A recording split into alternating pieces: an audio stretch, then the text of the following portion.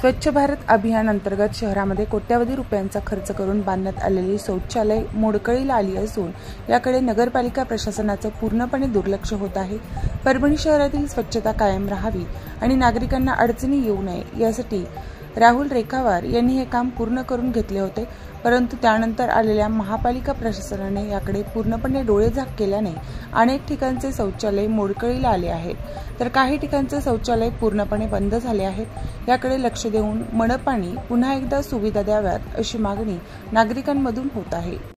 परभणी शहरातील महानगरपालिकेने लाखो रुपये खर्च करून या ठिकाणी शौचालय बांधले होते, परंतु याची अक्षरशः बघितलं तर दुर्दैवी अशी अवस्था झालेली आहे, पूर्ण पडीत झालेला आहे।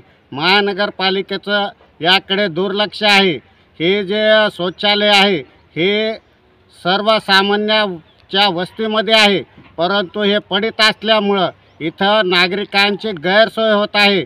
महानगरपालिकेला आम्ही वंचित बहुजन आघाडीच्या वतीनं सांगत आहोत की हे जे शौचालय लाखो रुपये खर्च करून बांधले होते ते त्वरित सुधारून त्या ठिकाणी सुरू करण्यात यावे, अन्यथा वंचित बहुजन आघाडीच्या वतीनं आम्ही तीव्र आंदोलन छेडू।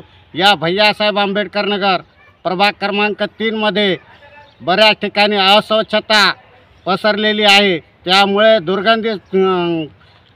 दुर्गंधी वाढलेली आहे। महानगरपालिकेचं याकडे अत्यंत दुर्लक्ष आहे आणि हे बाब सातत्यानं वंचित बहुजन आघाडीचे मिलिंदजी खंदारे कोषाध्यक्ष व जिल्हाध्यक्ष हे सातत्यानं प्रश्न मार्गी लावतात।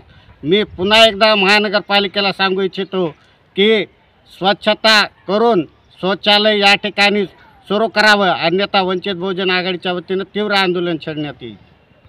प्रतिनिधी रियाज कुरेशीसह मी अबोली जोशी, DLP न्यूज परभणी।